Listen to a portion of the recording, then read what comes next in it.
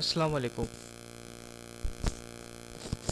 आज हम बेसिकली जो डीपीटी हमारी हुई थी तकरीबन 4 हो चुकी हैं और आज 5th दिन है हमारी टेस्ट का, जो कि हम स्टार्ट करेंगे इस चैप्टर से।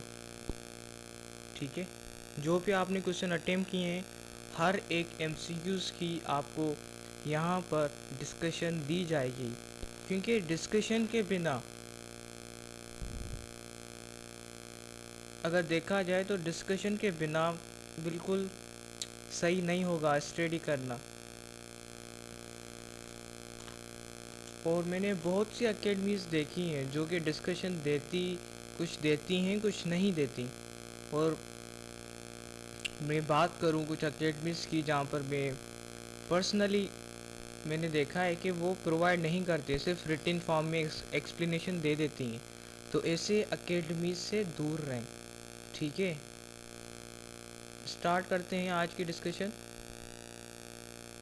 सो फर्स्ट एमसीक्यूज़ है हमारे पास। During condensation process energy release होती है, एनर्जी एब्जॉर्ब होती है, वाटर मॉलिक्यूल यूज़ होता है, या बोथ बी एंड सी। अब इसको छोड़ दें, हम आते हैं अपनी कॉन्सेप्ट की तरफ। सबसे पहले हमें कंडेंसेशन का पता होना चाहिए कि कंडेंसेशन किससे कहते हैं। अब कंडेंसेशन जो होता है आपके पास, जब भी दो मॉलिक्यूल्स आपस में मिले हम कहते हैं इसको मॉलिक्यूल 1 और इसको कहते हैं मॉलिक्यूल 2। ठीक है, या आप इसको अमाइनो एसिड भी कह दें। ठीक है, ये आपके पास अमाइनो एसिड 1 और अमाइनो एसिड 2 है। ठीक है, अब ये जब आपस में मिलेंगे, ठीक है, ये जब आपस में मिलेंगे तो यहाँ पर क्या होगा, यहाँ पर क्या होगा, यहाँ पर ये होगा कि यहाँ से आपके जो वाटर मॉलिक्यूल है वो यहाँ से रिलीज़ होगा। तो क्या वाटर मॉलिक्यूल आपके पास यहाँ पर यूज़ हो रहा है? बिल्कुल नहीं। ठीक है, तब जाकर आपके पास ये कंडेंसेशन होगी। और याद रखें कि कंडेंसेशन में बेसिकली आपके पास जो एनर्जी है वो यहाँ पर डेल्टा एच कहूँ तो एब्जॉर्ब होगी। क्या होगी? एब्जॉर्ब होगी कंडेंसेशन के प्रोसेस में। तो अब नोट करें, क्या एनर्जी रिलीज होगी? बिल्कुल नहीं। हमने पढ़ा कि एनर्जी एब्जॉर्ब होगी, तो ये ऑप्शन नहीं होगा। क्या वाटर मॉलिक्यूल यूज़ होगा? वाटर मॉलिक्यूल तो रिलीज होगा, तो ये ऑप्शन भी नहीं। बाकी तो C B option is the correct answer. ठीक है, the same question given by IB in 2024। ठीक है, बट डिफरेंट अंदाज से था, लेकिन कॉन्सेप्ट यही था। ये सारे के सारी टेस्ट आपके टेक्स्ट बुक से ही आप देख सकते हैं। The prostaglandin synthesis can be inhibited by using what.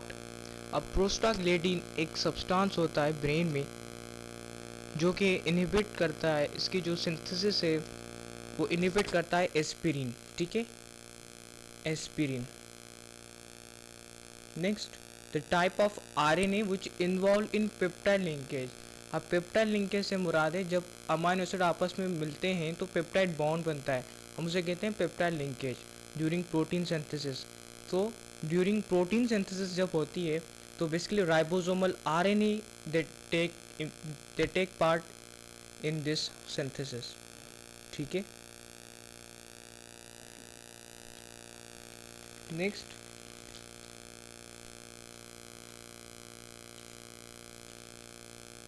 हमारे पास है during conversion of ADP to into ATP। अब देखें, ये आपके पास से ADP जो है वो कन्वर्ट हो रहा है ATP में, एडिनोसिन ट्राइफॉस्फेट में। तो यहाँ पर क्या होगा, जब बात करें ADP की तो ये एडिनो डाइफॉस्फेट है। जब ये ट्राइफॉस्फेट में कन्वर्ट होगा तो बेसिकली यहाँ पर आपकी एनर्जी एब्जॉर्ब होगी। अब कितनी होती है आपके पास एनर्जी, तो इनकी दो डिफरेंट वैल्यूज़ हैं। ठीक है, 7.31 किलो कैलोरी पर मोल। एक तो ये आपके पास बताई जाती है किलो कैलोरी में, और दूसरी वैल्यू भी आपके पास मेंशन है बुक में, वो है आपके पास 31.81 किलोजूल पर मोल। ठीक है,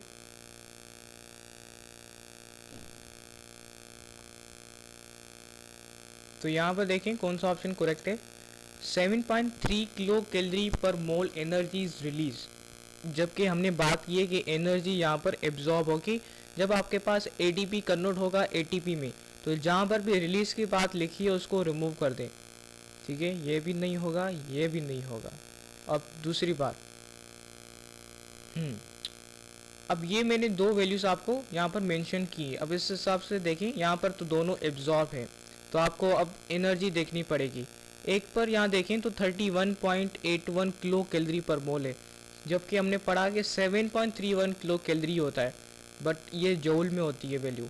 तो यहाँ पर होगा करेक्ट आंसर आपके पास B option, that is 31.81 kilo joule per mole energy is absorb. Next MCQs, the water work as a temperature stabiliser for organisms because of. अब ये जो टर्म है टेम्परेचर स्टेबलाइजर्स की, ये बेसिकली रिलेटेड है आपके पास हाई स्पेसिफिक हीट कैपेसिटी से रिलेटेड। ठीक है, next, how many transfer RNA are found in universe. अब यूनिवर्स की बात कर रहा है। देखें, मैं यहाँ पर अगेन क्लियर कर दूँ, क्योंकि डिस्कशन का पर्पज़ ही यही होता है, एक MCQ से लिंकेज बनाते जाओ ताकि दूसरी हर चीज़ जो है वो आपकी रिपीट भी हो और आपकी रिवाइज भी हो। अब ट्रांसफ़र आरएनए को देखा जाए, अगर वो बात करता है यूनिवर्स की, पूरे कायनात की, तो हम उसमें जो बुक की वैल्यू के अकॉर्डिंग चलें, तो बुक की वैल्यू के अकॉर्डिंग जो मेंशन है आपके पास। अच्छा, और दूसरी बात यहाँ पर है वो है ह्यूमन की, तो इन दोनों के बारे में वैल्यूज़ मेंशन है आपकी बुक में। अच्छा, यूनिवर्स में जो है वो बेसिकली होते हैं 60 और ह्यूमंस में जो होते हैं वो है 45। अब देखें यहाँ पर क्वेश्चन में क्या कह रहा है, the how many transfer RNAs are found in universe. अब यूनिवर्स में जो मिलते हैं वो मिलते हैं 60, तो यहाँ पर कौन सा ऑप्शन होगा, बी ऑप्शन 60। तो ये वैल्यूज़ भी आप याद रख लें। Most important organic compound of the cell which carry out virtually all of the cell's activities. ठीक है, अब बहुत से यहाँ पर डिफरेंट ऑप्शन करेंगे, तो ये बिल्कुल आपकी बुक की पॉइंट है। ठीक है, बुक की लाइन मैंने यहाँ पर मेंशन की है और ये यहाँ पर है आपके पास प्रोटीन। ठीक है, next, glycogen is found in what. Glycogen को देखा जाए तो ग्लाइकोजन आपके पास जो है वो एक कार्बोहाइड्रेट्स है। अब कार्बोहाइड्रेट्स में हमने 3 कैटेगरीज पढ़ी थी कार्बोहाइड्रेट्स की। ठीक है, एक आपके पास है मोनोसेक्राइड, दूसरा आपके पास है ओलिगोसेक्राइड, जिसमें अगर मैं फर्दर क्लासिफाई करूं तो डाइसेक्राइड भी आ जाता है, और तीसरी कैटेगरी जो हमने पढ़ी थी वो पढ़ी थी पॉलीसेक्राइड। अब किस कैटेगरीज में आ जाता है आपके पास ग्लाइकोजन, ये आ जाता है आपकी पॉली कैटेगरीज में, तो ये आपके पास आ जाता है इस पॉली कैटेगरीज में। ठीक है, तो ग्लाइकोजन एक आपके पास स्टोरेज सब्सटेंस होता है, ये फंजाई में भी होता है, वर्टिब्रेट्स में भी होता है, बैक्टीरियाज में भी होता है। तो डी ऑप्शन होगा यहाँ पर ऑल ऑफ दीज। यहाँ पर कौन सा ऑप्शन होगा, D option all of these. Next, in sickle cell anaemia, ये एक बेसिकली डिजीज़ होती है आरबीसी से रिलेटेड, आपके रेड ब्लड सेल से रिलेटेड ये एक डिजीज़ होती है। ठीक है, anaemias dash is replace by dash at the 6th position. अब यही सेम क्वेश्चन आपके पास पीएमसी ने जो लिया था पेपर, वहाँ पर भी आया था, और उसके अलावा यही सेम क्वेश्चन आपके पास दाव ने जो 2024 में पेपर लिया था, वहाँ पर भी यही सेम क्वेश्चन आया था। ठीक है, अब यहाँ पर क्या होता है, मैं ऑप्शन से पहले यहाँ पर बताऊँगा कि जो सिकल सेल एनीमिया में जो रिप्लेस होता है वो होता है आपके पास ग्लूटामिक एसिड। क्या होता है, ग्लूटामिक एसिड।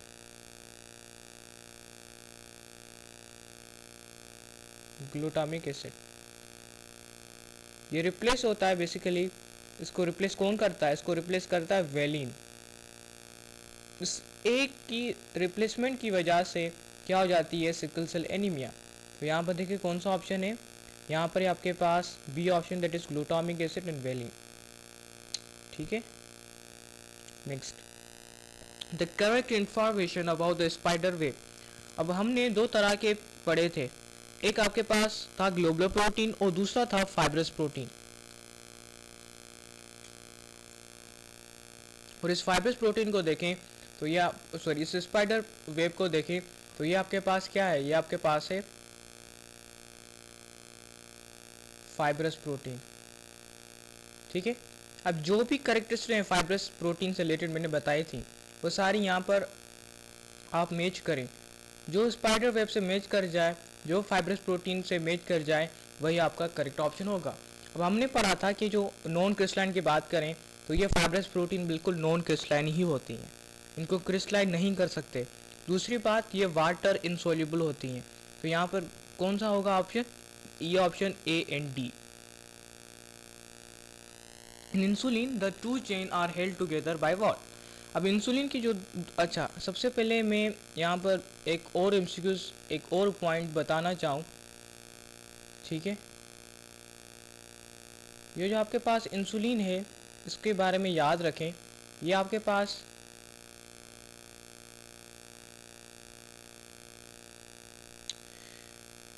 प्राइमरी प्रोटीन की कैटेगरीज में आ जाता है, जो प्राइमरी लेवल के प्रोटीन होते हैं उसकी कैटेगरीज में आ जाता है। ठीक है, उसके अलावा मैं आगे बताऊंगा कि, चलो यहाँ पर ही बता देता हूँ कि इंसुलिन की बेसिकली आपके पास दो चेन्स होती हैं, एक आपके पास शॉर्ट चेन्स होती हैं और दूसरी आपके पास लॉन्ग चेन होती है।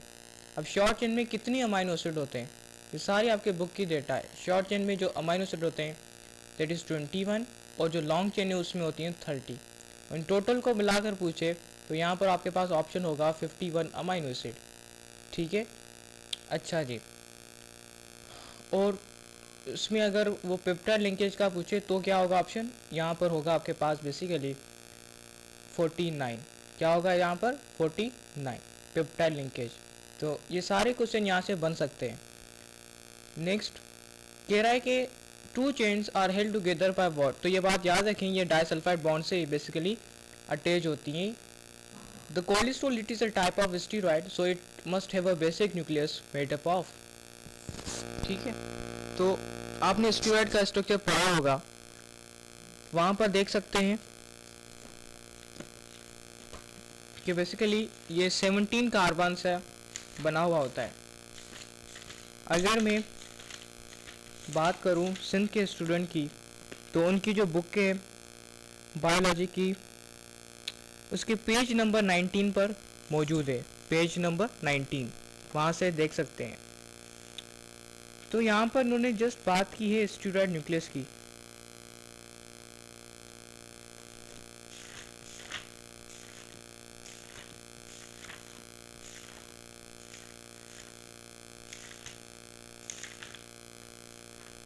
फेडरल की टेक्स्ट बुक में ये आप नहीं है तो छोड़ दें वो भले, या नोट कर लें इस पॉइंट को, क्योंकि अब 2025 में PMDC overall same paper conduct करेगा। ठीक है, तो आपको सारे टेक्स्ट बुक को देखना पड़ेगा और इसी को देखते हुए हम इस तरह से टेस्ट को कंडक्ट करते हैं ताकि जितनी भी इंफॉर्मेशन है जो कि कॉमन है सारे बुक में वो हम यहाँ पर आपको बताते हैं। तो कोलेस्ट्रॉल जो आपके पास है ये 17 कार्बन का बना हुआ होता है। ठीक है, मैंने आपको पेज नंबर बता दिया है, आप वहाँ से देख सकते हैं। NAD is a dish. NAD आपके पास एक देखा जाए तो निकोटीन एडिनिन डाई न्यूक्लियोटाइड होता है। क्या होता है, डाई न्यूक्लियोटाइड। तो यहाँ पर कौन सा ऑप्शन होगा, ए ऑप्शन डाई न्यूक्लियोटाइड। अच्छा जी, नेक्स्ट ऑप्शन है कोएंजाइम। क्या कोएंजाइम भी होता है निकोटीन अमाइड एडिनिन? जी हाँ, ये बिल्कुल कोएंजाइम भी होता है। तो यहाँ पर कौन सा ऑप्शन होगा, डी ऑप्शन होगा, that both A and B. Choose the correct option. First statement देखें, क्या कह रहा है कि the two strand of DNA और कॉम्प्लीमेंट्री टू ईच अदर, बिल्कुल सही बात है। एक आपके पास डीएनए का स्ट्रक्चर ऐसे होता है, ठीक है, तो दूसरी बात तरफ देखेंगे तो ये बिल्कुल इसके कॉम्प्लीमेंट्री होता है, ठीक है। Next, the upright are made up of the sugar and the phosphate, बिल्कुल सही बात है। इसकी बेसिकली दो हेलिक्स होते हैं, एक अपराइट हेलिक्स होती है और एक रंज हेलिक्स होती है। जो अपराइट होती है वो शुगर और फॉस्फेट से बनी, और जो रंज होती है वो बेसिकली आपकी बनी हुई होती है नाइट्रोजनस बेसिस से।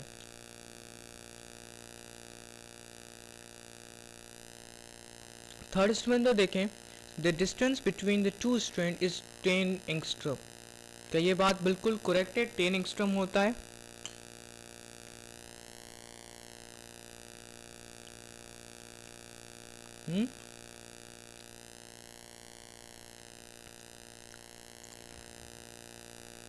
बिल्कुल नहीं।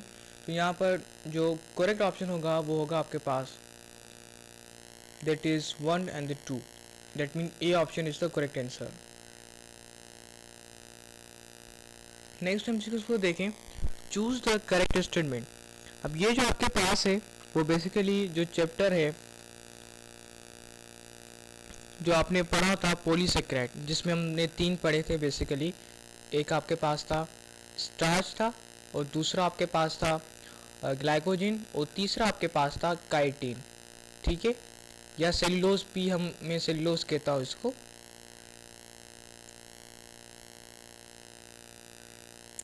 अच्छा, स्टार्च जो कलर देता है जब हम इसको आयोडीन से रिएक्ट करवाते हैं, जब हम इसको आयोडीन से रिएक्ट करवाते हैं तो कौन सा कलर देता है, ठीक है, और ग्लाइकोजन कौन सा कलर देता है, और सेलुलोज कौन सा कलर देता है। ये तीनों बातें मैंने बताई थी आपको। स्टार्च जो आपके पास देता है वो देता है आपके पास ब्लू कलर, कौन सा? Blue colour. ग्लाइकोजन आपके पास देता है रेड कलर, और ये जो सेल्यूलोज है वो आपके पास कोई कलर नहीं देता। तो यहाँ पर उन्होंने बात की है कि ग्लाइकोजन गिव ब्लू कलर, क्योंकि हमने पढ़ा था सुक्रोज देता है ब्लू कलर। तो यहाँ पर ये ऑप्शन आपके पास रॉन्ग हो गया। अमाइलोपेक्टिन भी ये आपके पास क्या है? ये स्टार्च है, तो ये भी आपके पास ऑप्शन नहीं बनेगा। सेल्यूलोज तो कलर देता ही नहीं है, तो ये ऑप्शन एलिमिनेट हो गया। तो आपका जो करेक्ट ऑप्शन होगा इसमें वो होगा C option, that glycogen give the red colour with iodine. ठीक है, तो मैंने यहाँ पर मेंशन कर दिया, आप इसको नोट कर लें। Next, each strand of DNA duplex consist of what. अब मैं यहाँ पर बता दूं तो डीएनए डुप्लेक्स में जो आपके पास होते हैं वो आपके पास 10, मैं यहाँ पर शॉर्ट फॉर्म में लिखूंगा, बेस पेयर होते हैं, ठीक है, और बेस पेयर होते हैं। चलो मैं बेस पेयर, अगर वो सिर्फ बेसिस की बात करता तो होते आपके पास 20 बेसिस। देखें समझें, पेयर की बात करें तो 10 होगा, अगर सिर्फ बेसिस की बात करता है तो आपके पास 10 मल्टीप्लाई बाय 2 होगा, जिसका आंसर जो आपके पास आएगा वो आएगा 20 बेसिस। तो यहाँ पर जो आपके पास करेक्ट आंसर होगा 20 बेसिस भी करेक्ट है, बी ऑप्शन भी करेक्ट है, तो होगा D option, both B and C. The perform the function is antigen of blood group.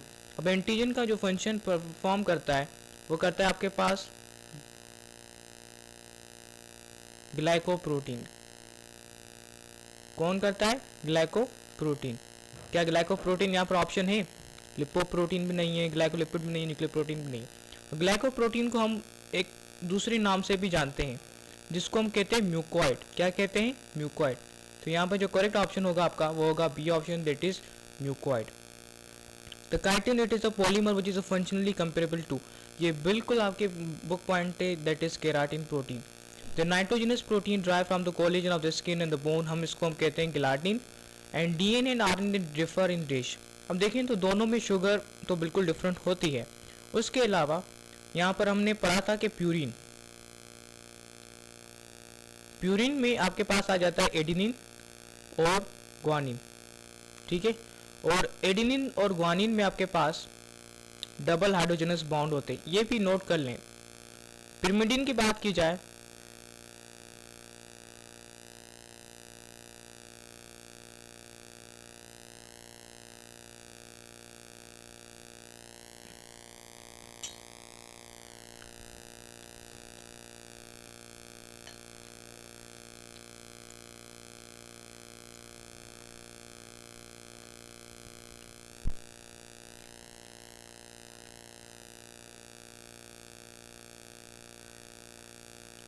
Sorry for interruption.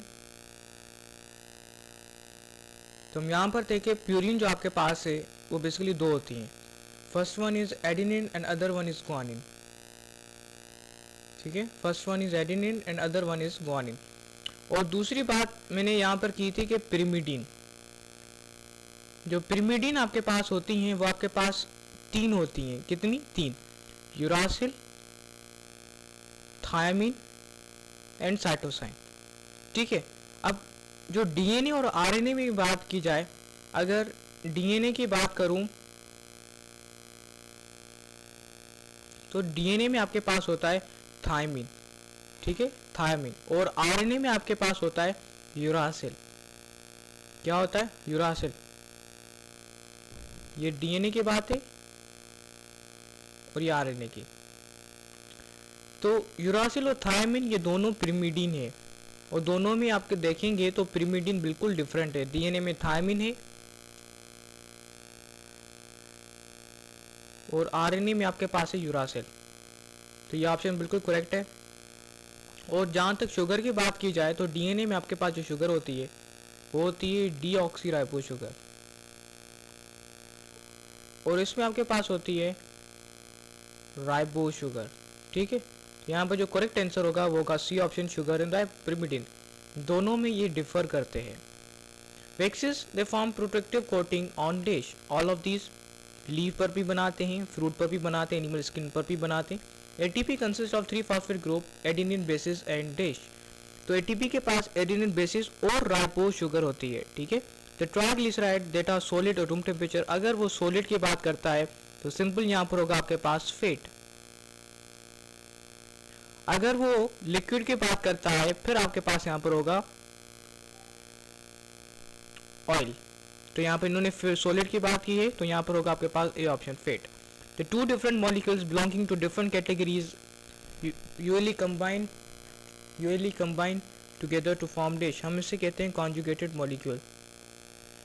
और दूसरी बात न्यूक्लियोटाइड है। न्यूक्लियोटाइड के पास जो नाइट्रोजनस बेसिस होता है वो अटैच होता है शुगर नंबर 1 के साथ।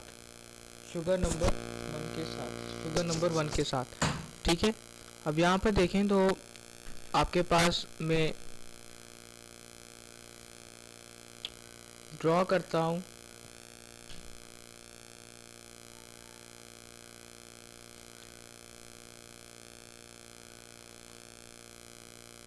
ये आपके पास पेंटो शुगर है।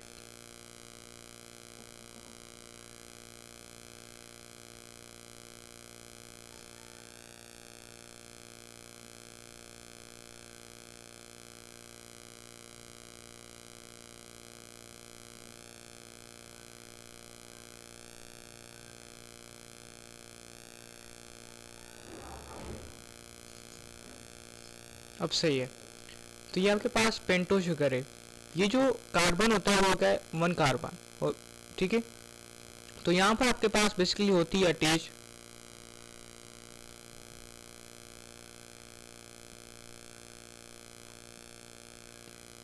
Nitrogenous bases. ठीक है, 1 पर। और अगर वो बात करता है नाइट्रोजनस बेस की जगह पर फॉस्फेट ग्रुप की, तो फॉस्फेट ग्रुप आपके पास किस नंबर पर होता है? 5 नंबर कार्बन पर होता है। ठीक है, ये आपके पास मैं कह देता हूँ राइबो शुगर है। ठीक है, या अगर जनरल की बात करूँ तो ये आपके पास पेंटो शुगर है, 5 कार्बन शुगर। तो यहाँ पे उन्होंने नाइट्रोजनस बेस की बात की है तो वो कार्बन नंबर 1 पर अटैच है, तो यहाँ पर होगा A option. In which of the following is anticodon occur. Anticodon आपके पास मिलते हैं ट्रांसफर आरएनए पर। Which purine basis is found in DNA. अब यही ऊपर जो मैंने बात की थी कि जो प्यूरिन बेसिस जो होती हैं ये दोनों मिलती हैं डीएनए के अंदर। एडेनिन भी मिलती है, ग्वानिन भी मिलती है। तो यहाँ पर कौन सा ऑप्शन होगा? एडेनिन, गुआनिन तो है नहीं तो सिर्फ एडेनिन होगा। In which of the following group all are polysaccharide. तो पॉलीसेकेराइड मैंने आपको बताए थे कि आपके पास होता है एक ग्लाइकोजिन होता है, ठीक है, और आपके पास दूसरा स्टार्च होता है, और तीसरा आपके पास होता है सेल्यूलोज। तो यहाँ पर जो ऑप्शन होगा वो होगा D option, glycogen, cellulose and starch. Next देखिए, मैच द फॉलोइंग। अब ये आपके पास टेबल है और आपको मैच करना है। तो मैं यहाँ पर बता दूं कि जो प्रोटीन है वहाँ पर आप देखेंगे तो आपके पास क्या मिलेगा, पेप्टाइड बॉन्ड। तो 1 में डी ऑप्शन। 2 है कार्बोहाइड्रेट। अब कार्बोहाइड्रेट में हमने पढ़ा था कि ग्लाइकोसिडिक बॉन्ड होता है, तो 2 में सी ऑप्शन। लिपिड में हमने पढ़ा था कि लिपिड में जो आपके पास होता है वो होता है, अच्छा दोनों में कंफ्यूज ना हो, एस्टर बॉन्ड होता है लिपिड के अंदर और फॉस्फोडाइस्टर बॉन्ड होता है आपके पास न्यूक्लियोटाइड के अंदर। तो जो ए ऑप्शन है वो होगा आपके पास 3 में, और जो बी ऑप्शन है वो आपके पास होगा डीएनए में। अब मैच करें, फर्स्ट में डी ऑप्शन देखिए कहाँ पर है, फर्स्ट में डी ऑप्शन है आपके पास कहाँ पर है, एक यहाँ पर है और ये यहाँ पर है। सेकंड में सी ऑप्शन है कहाँ पर है, एक यहाँ पर है, एक यहाँ पर। अब आएगा 3 में यहाँ पर है आपके पास ए ऑप्शन, कहाँ पर है ये option, that mean the C option is the correct and B it is the wrong. ठीक है, इस तरह से ऐसे क्वेश्चन को सॉल्व किया जाता है। Non essential amino acid are those amino acid that are body does not contain and acquired through the food. अब ये बात बिल्कुल गलत है, ठीक है। Which among the following is incorrect about different saccharide? Polysaccharide are used to store the food, whereas most of the monosaccharide are used for instant energy. ये बात बिल्कुल करेक्ट है। फॉर एग्जाम्पल हम ग्लाइकोजन को देखें तो ग्लाइकोजन हम store के तौर पर यूज करते हैं, एक एनर्जी के तौर पर यूज करते हैं, ठीक है। Most of the polysaccharide are sweet, ये बात बिल्कुल रॉन्ग है, ये स्वीट नहीं होते, टेस्टलेस होते हैं। तो यहाँ पर होगा आपके पास बी ऑप्शन।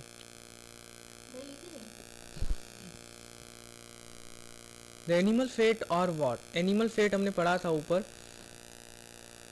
कि जो एनिमल फैट होता है, जो सॉलिड होता है रूम टेम्परेचर पर, वो क्या होता है आपके पास, फैट होता है। अगर वो लिक्विड की बात करता फिर आपके पास कौन सा ऑप्शन होगा, ऑयल होगा, ठीक है। तो यहाँ पर जो ऑप्शन होगा आपके पास, जो एनिमल फैट जो होते हैं वो बेसिकली क्या होते हैं, रूम टेम्परेचर पर सॉलिड होते हैं, सी ऑप्शन। अब ट्राइग्लिसराइड की बात करें तो ट्राइग्लिसराइड को हम न्यूट्रल लिपिड भी कहते हैं, ठीक है। Myosin is one of the basic protein involve in the contractile machinery of our body, to which type of protein to the belong. तो मायोसिन हम सबको पता है कि ये एक फाइब्रस प्रोटीन है, तो यहाँ पर होगा B option. The chemical component more in eukaryotic cell as compared to prokaryotic cell is or what? अब इसके लिए आप सबको टेबल याद होनी चाहिए, ठीक है, इसके लिए आप सबको टेबल याद होनी चाहिए। खैर मैं यहाँ पर भी मेंशन कर देता हूँ लिपिड कितना परसेंटेज होता है, आपके जो यूकैरियोटिक सेल होता है और प्रोकैरियोटिक सेल, इन दोनों में कितना परसेंटेज होता है। तो यहाँ पर मैं बता दूं जो लिपिड होता है, मैं जस्ट यूकैरियोटिक सेल और प्रोकैरियोटिक सेल की बात करूँगा। लिपिड जो आपके पास होता है यूकैरियोटिक सेल में वो होता है आपके पास 3%, ये आपके पास यूकैरियोटिक सेल और ये आपके पास प्रोकैरियोटिक सेल। अब ये जो लिपिड होता है यूकैरियोटिक सेल में वो होता है आपके पास 3% और प्रोकैरियोटिक सेल में जो होता है वो होता है 2%, ठीक है। कार्बोहाइड्रेट की बात की जाए तो ये आपके पास होता है 4% और यहाँ पर होता है 3%। प्रोटीन की बात की जाए तो यहाँ पर होता है आपके पास 18% और यहाँ पर होता है 15%।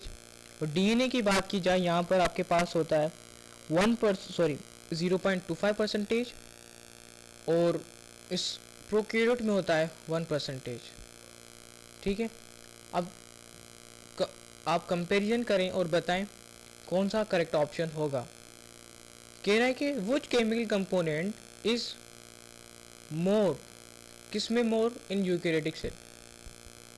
अब यूकैरियोटिक सेल में एक तो आपके पास लिपिड ज़्यादा है इस प्रोकैरियोट के मुकाबले में, और दूसरी बात कार्बोहाइड्रेट्स भी ज़्यादा है इस के मुकाबले में, और तीसरी बात प्रोटीन भी ज़्यादा है इस के मुकाबले में। बट आपके पास जो डीएनए है वो कम है, तो ये तीनों ऑप्शन होंगे 1, 2 एंड 3। कहाँ पर है ये option? D option 1, 2 and 3। So D option is the बिल्कुल right answer. Which one is soluble in hot water? अब दो तरह के स्टार्च होते हैं, एक अमाइलोज होता है और दूसरी बात यहाँ पर मैं करूँ, आपके पास होता है अमाइलोपेक्टिन। ये दोनों आपके पास स्टार्च हैं, अमाइलोपेक्टिन। अब ये जो अमाइलोज होता है ये बेसिकली इसमें ये सोल्यूबल होता है हॉट वाटर में, और ये जो अमाइलोपेक्टिन होता है ये किसी भी वाटर में, चाहे कोल्ड हो चाहे हॉट हो, सोल्यूबल नहीं होता। तो यहाँ पर जो सोल्यूबल होता है वो आपके पास होता है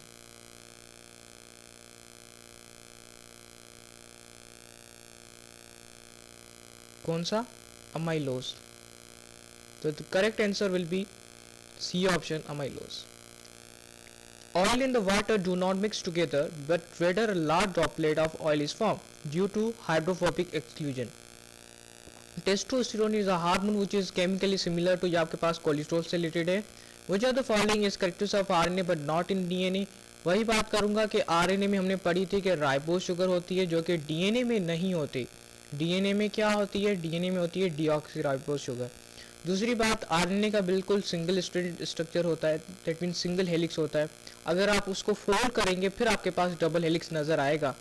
उसके अलावा इसमें आपके पास यूरासिल होती है जबकि डीएनए में यूरासिल नहीं होती। और बस यही बातें जो इसमें हैं। सबसे पहले देखें, डबल स्ट्रैंडेड स्ट्रक्चर होता है? बिल्कुल नहीं, क्योंकि कैरेक्टरिस्टिक आरएनए की बतानी है, वो कौन सी है? ये बिल्कुल नहीं होगी। शुगर मल्टीपल राइबोज है, क्या बिल्कुल राइबोज शुगर है आरएनए में? बिल्कुल है। तो B option is the correct answer, क्योंकि बोथ ए बी का ऑप्शन नहीं है। What is the primary function of protein in the living organism? वही बात मैंने बताई थी, that it is used as the energy, not energy store but के structural support. Is it correct?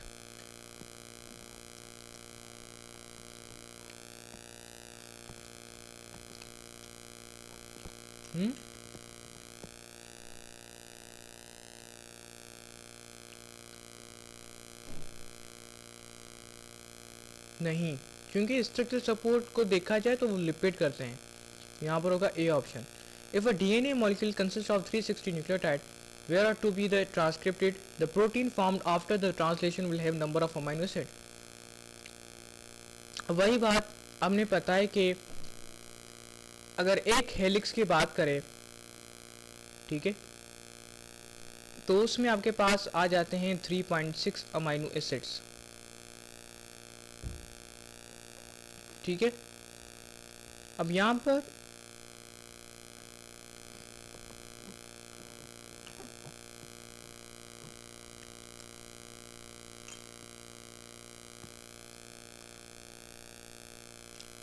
ठीक है, तो यहाँ पर बात कर रहा है कि 360 nucleotide which were be transcripted, the protein formed after the translation will have the number of amino acid. Number of amino acid कितने होंगे? तो यहाँ पर करेक्ट आंसर होगा 120।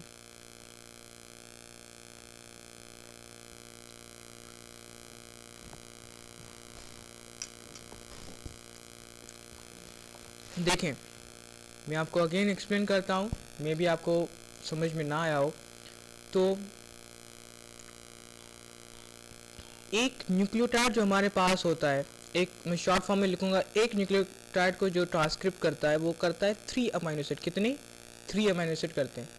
तो ये कह रहा है कि 360 को कितने करेंगे? तो हम सिंपल जब इसको डिवाइड करेंगे 3 के साथ, जो हमारे पास आएगा आंसर 120। ठीक है, तो ये था आपके पास the correct answer 120। Next, the structure of a lipid that contain all of the following except what? अब इनके पास कार्बोक्सिलिक ग्रुप भी होता है, ग्लिसरॉल मॉलिक्यूल भी होता है, फैटी एसिड भी होता है, लेकिन इनके पास जो आपके पास है बी ऑप्शन नहीं होगा। Which one of the following combination of statement is ट्रूज of saccharide in living organism? Reducing, अब यहाँ पर मैं डायरेक्ट बताऊंगा कि डी ऑप्शन बिल्कुल करेक्ट है, that hydrolysis releasing reducing sugar होता है बाय यूजिंग द वाटर।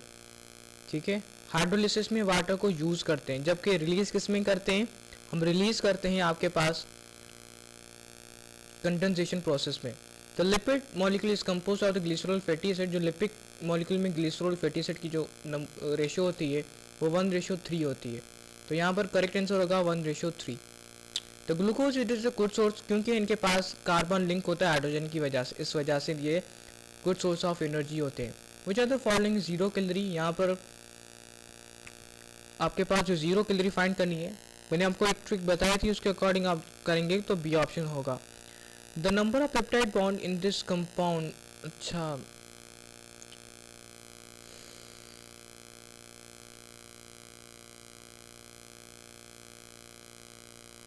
ये असल में आप इस क्वेश्चन को चेंज कर दें।